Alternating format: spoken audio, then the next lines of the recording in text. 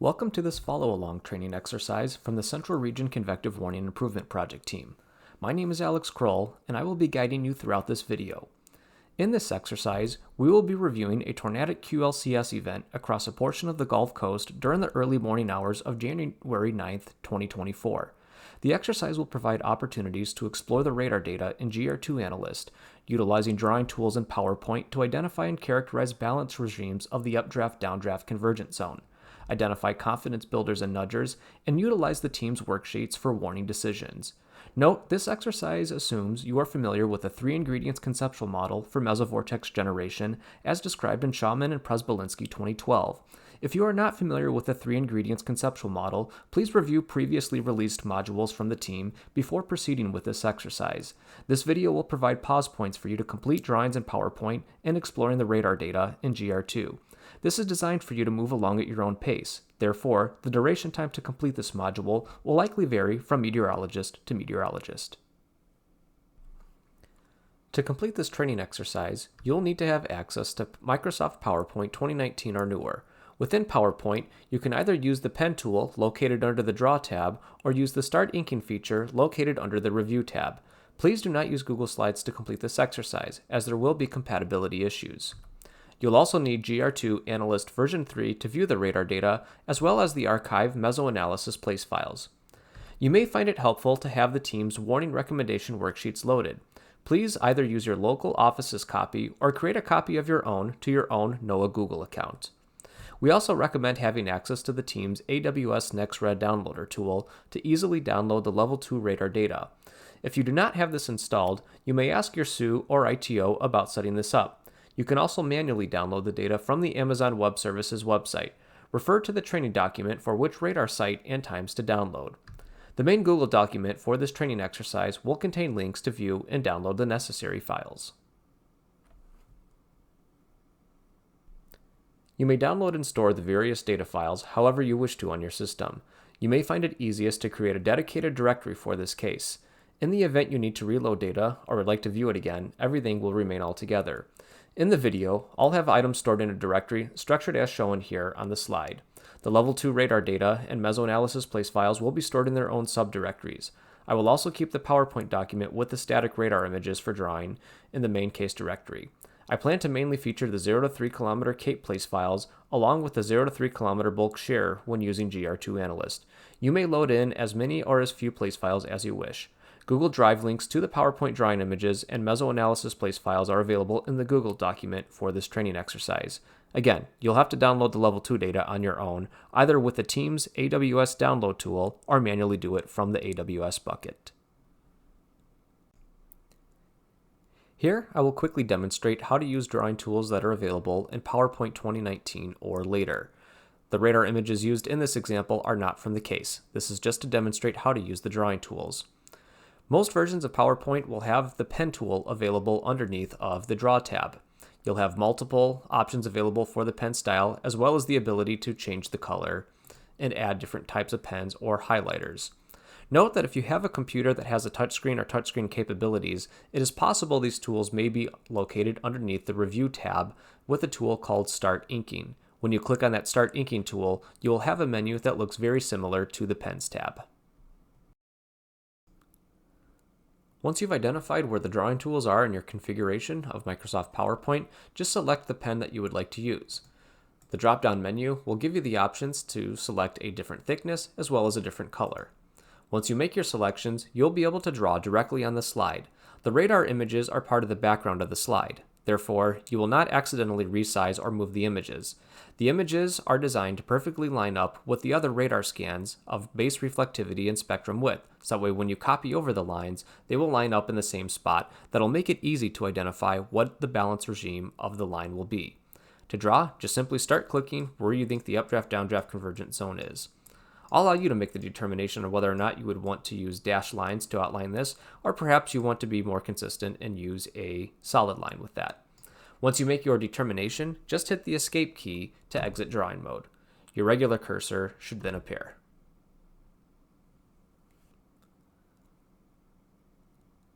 To copy over the lines you drew of the updraft-downdraft convergence zone to base reflectivity or to spectrum width, Just simply drag across the area where you drew the lines. That'll help select them. You can either then right-click and copy, or you can use Control-C on your keyboard. Then head over to one of the other images, and then either use Control-V or you can right-click and paste. The lines should be placed in the exact same spot where you drew them, either on the storm relative motion or on the spectrum width. You will then be able to make the assessment as whether or not this is in a balanced regime. Once you have copied over your lines of the main updraft-downdraft convergence zone, you can then start to use other colors available in the drawing tools to start drawing areas where you think it is either in a cold pool dominant regime, a balanced regime, or a slightly shear dominant regime. I'll let you choose which colors that you want. When going through the video, I'll identify what colors I used. You can simply draw this within the same area that you drew your main updraft-downdraft convergence zone. Just remember what colors you choose to represent what kind of balance regime you think is occurring along the line. Again, throughout the video, I'll provide my analysis on the same slides. There was large synoptic scale support for this event on January 9th of 2024. Let's take a look at a few of the key features by exploring upper level maps and a quick surface map. At 300 millibars, we had a deep trough moving across the Gulf Coast, featured by a 125 knot plus jet streak, moving into the Alabama and Mississippi region during the early morning hours of January 9th. At 500 millibars, we had a prominent closed low system that was moving through. And at the surface, a very strong cold front. The QLCS was mainly forced along the cold front as it was moving across the region during the early morning hours. This will be the main line to focus on during your analysis time. If you would like, go ahead and pause the video here to review more synoptic scale data on your own. Perhaps you'll also want to look at soundings from around the area or other model data. Focus your time between 7 and 14Z on the morning of January 9th, 2024. Now it's time to dive into the radar data. Load in the Level 2 radar data into GR2 Analyst for the time period from 8:02 UTC to 9:35 UTC. We'll want to have base reflectivity and storm relative motion displayed in GR2. In the other two panels in this video, I'll be toggling between ρHV, or correlation coefficient, spectrum width, and base velocity.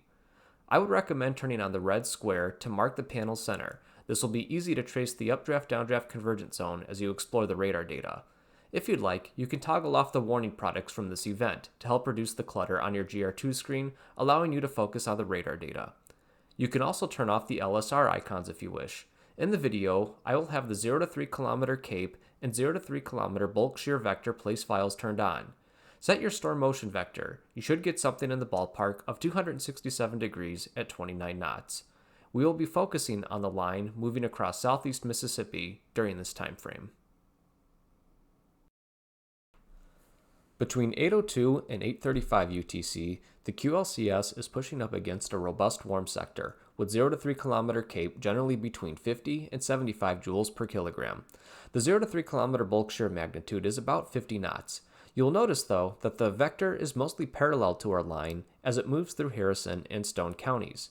However, there are a couple of areas in the rear of the system where reflectivity decreases over the past half hour and has been attempting to promote surges along the leading edge of the line.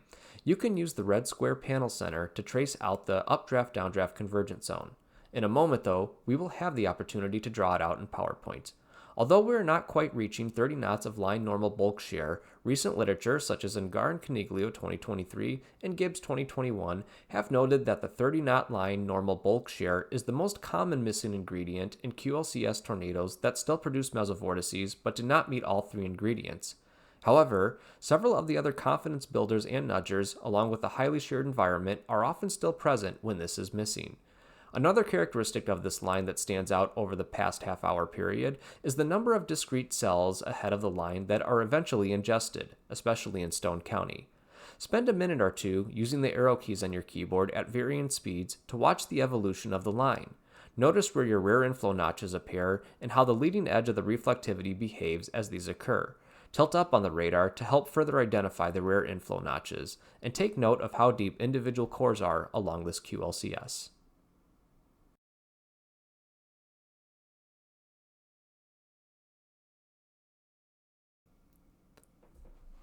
Now, we'll take a closer look at the radar between 8:35 and 9:02 UTC. George County, western Jackson County, and eastern Stone counties in Mississippi will be our main areas of interest. Take a moment in GR2 Analyst to identify the updraft-downdraft convergence zone with the red center panel marker. Storm relative motion and spectrum width will both provide convenient fields to do this with.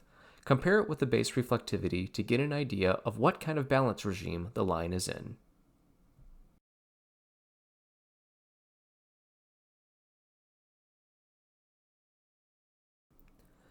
Between 835 and 902 UTC, you've probably noticed that along this line, all three regime types are present in different locations.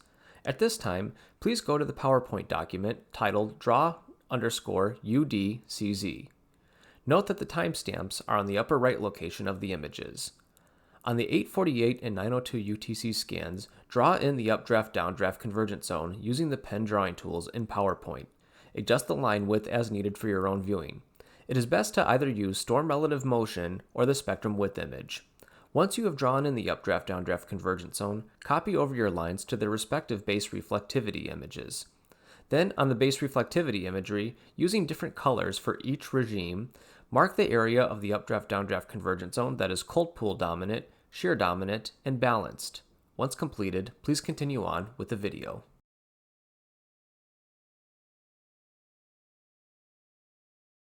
For the 848 UTC scan, I utilized the spectrum width image to identify the updraft-downdraft convergence zone. This fine line of higher values was my focus, and this was my resultant drawing.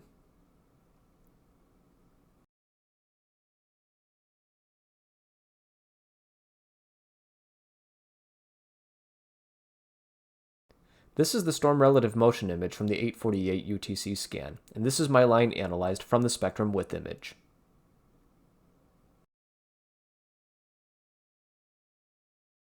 On reflectivity, my white line is the updraft-downdraft convergence zone, where blue represents cold pool dominant regimes, the pink a shear dominant regime, and the black a balanced regime. There is a small degree of subjectivity to your analysis, especially for areas that are only slightly shear dominant. Regardless, you should have a few segments along the QLCS where the balance regime changes. Remember, a balanced or slightly shear dominant regime is one of the three ingredients we look for in mesovortex generation. For the 902 UTC scan, I also utilized spectrum width image to identify the updraft-downdraft convergence zone. This is my resultant drawing.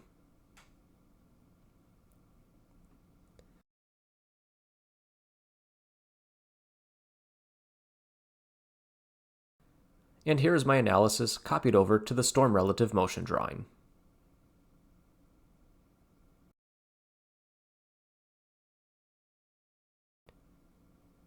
Now placing it on the reflectivity imagery, here is my analysis of the balance regime along this line.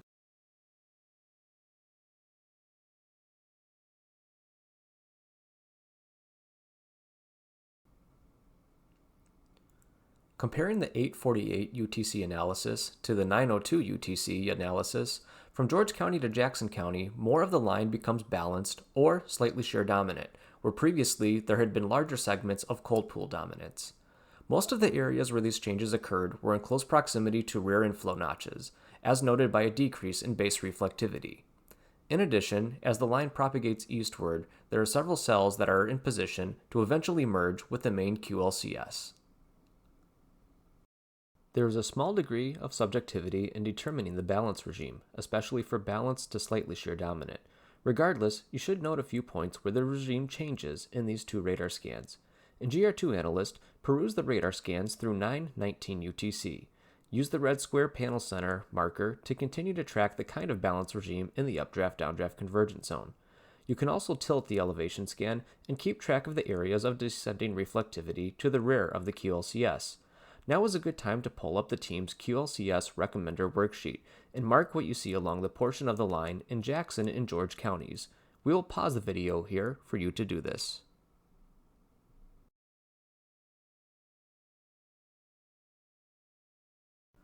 Over the past 15 minutes, the leading edge has tightened up and a well-defined updraft-downdraft convergence zone remains intact. We have an updraft-downdraft convergence zone entry point here, along with the rare inflow reflectivity drop. Our 0 to 3 kilometer cape is above 40 joules per kilogram, and this portion of the line has experienced multiple cell mergers over the past 15 minutes. Based on these, the recommender worksheet is going to suggest a severe thunderstorm warning with the tornado possible tag. For the segment moving through George County, you may already have a severe thunderstorm warning out with prior wind reports that occurred. In this case, it may be worth adding the tornado possible tag. Note, if you add one more confidence builder or nudger, the sheet will suggest a severe thunderstorm warning with the tornado possible tag or a tornado warning itself. Given that we have not had any notable mesovortices appear yet, nor any prior history of a tornado debris signature or a confirmed tornado, a severe thunderstorm warning with the tornado possible tag may be the best option, as you would likely end up with a very expansive tornado warning polygon. However, this is a discussion you should have with your other colleagues on the ops floor. Your local knowledge of sensitivities within your CWA may aid in that decision. By the 923 and 925 UTC scans, a broad mesovortex appears southeast of Loosedale, Mississippi, and was associated with a brief EF1 tornado.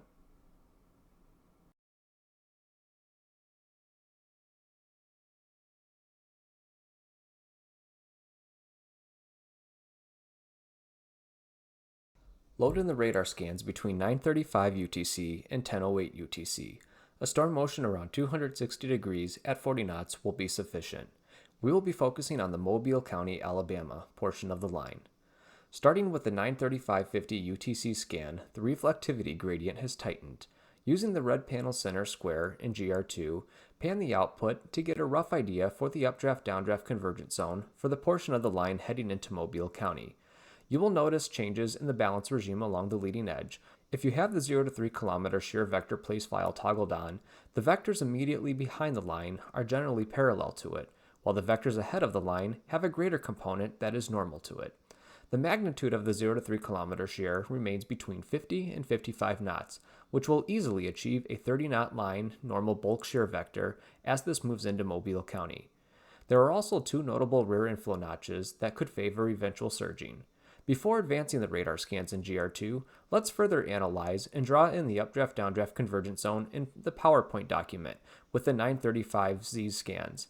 After your drawings are complete, use the recommender worksheet in determining a warning type.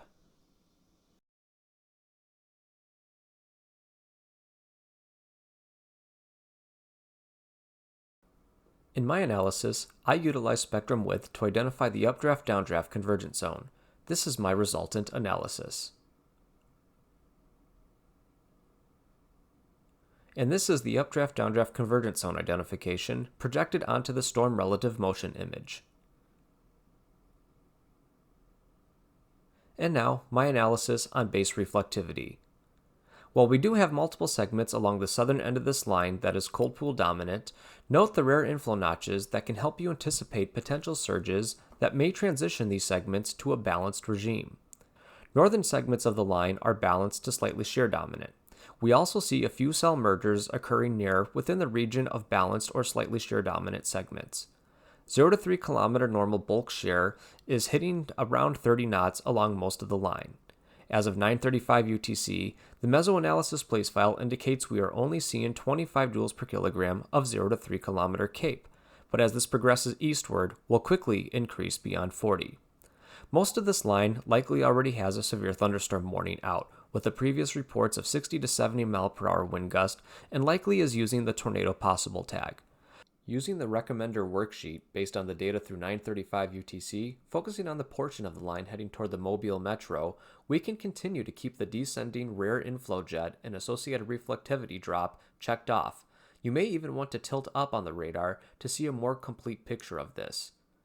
We can also continue to keep the cell merger checked off, as well as marking off the 40 joule per kilogram of 0 to 3 kilometer mixed layer CAPE, as this line will quickly move into this area of favorable thermodynamics.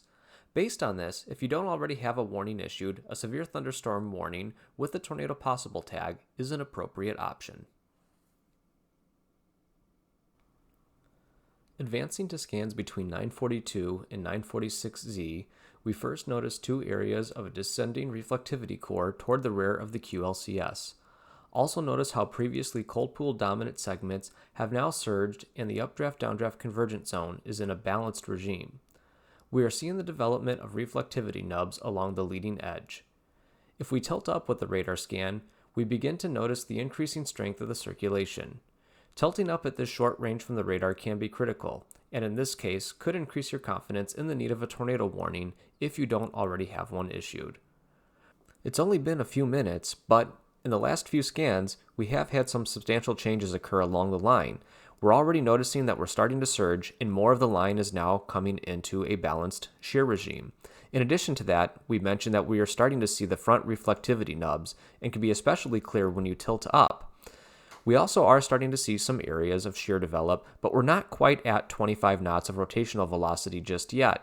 But given the quick evolution in the history of this producing a tornado near Loosedale, we may be more inclined to start thinking about a tornado warning for this portion of the line as it's heading into the western portions of the Mobile metropolitan area.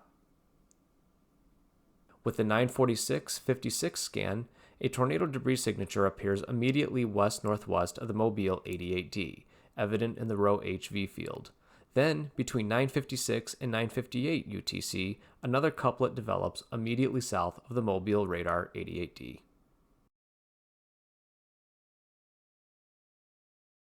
The QLCS has evolved a lot over the past 20 minutes. Take a pause here to review the radar data between 9:35 and 9:48 UTC, paying attention to the change in the updraft-downdraft convergence zone balance regime, surges, front reflectivity nubs, tornado debris signatures, and mesovortex generation.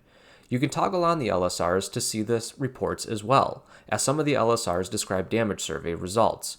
You can review your decisions you made with the warning team's recommender worksheet. Then go ahead and proceed to watch the evolution through the 10:16 UTC scans.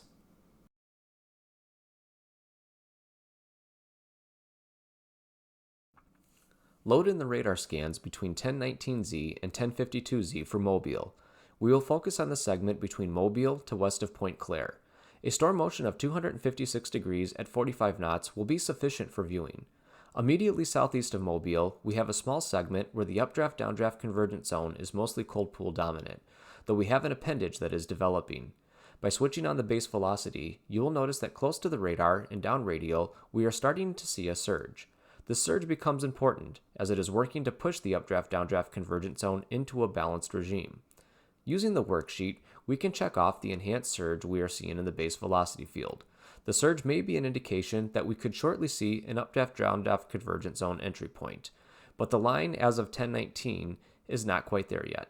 We have plenty of 0 to 3 kilometer mixed layer CAPE and most certainly a history of QLCS tornadoes. With the other wind damage that has been ongoing, you most likely have continued a severe thunderstorm warning for most of this line with the tornado possible tag, and given a few nudgers and confidence builders that have previously been present, may still have previous tornado warnings in effect. By 10:21 UTC, the updraft-downdraft convergence zone entry point is becoming more evident, and with this clicked on in the recommender worksheet, we now enter the zone of either having a severe thunderstorm warning with a tornado possible, or even a tornado warning itself. Now, add in this increased rotational velocity and the reflectivity nub, we are now crossing into the zone of needing to issue a tornado warning. By 10:33 UTC, confirmed tornado damage was found survey along this portion of the line.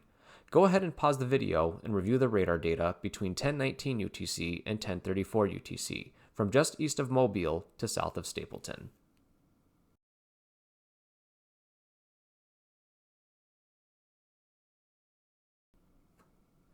Further south, toward Fairhope, backtrack to the 10:25 UTC scan. Here, the line appears to be more cold pool dominant. However, like with the segment just further to the north on base velocity, we begin to see this outbound down radial surge immediately west of Fairhope between 10:27 and 10:30 UTC. And if we tilt up on the Mobile radar, a reflectivity dropout area is developing toward the rear of the line, an indication of potential for a surge to help the updraft-downdraft convergence zone reach a balanced regime. With a history of this line and reports of 70-mile-per-hour winds, you should already have a severe thunderstorm warning out, and with a history of tornadoes, continue to use the tornado possible tag. Upon seeing the increased azimuthal shear around 10:34 UTC, you may issue a tornado warning. Eventually, a weak drop in row HV, or CC, occurs. This one developed fast, as less than 10 minutes ago this line was slightly cold pool dominant. Survey results found damage consistent with 75-mile-per-hour EF0 winds. That will conclude this follow-along training exercise. Thank you for watching and participating. If you have any questions, please feel free to reach out to any members of the team. Our contact information can be found on the training document as well as the team's website.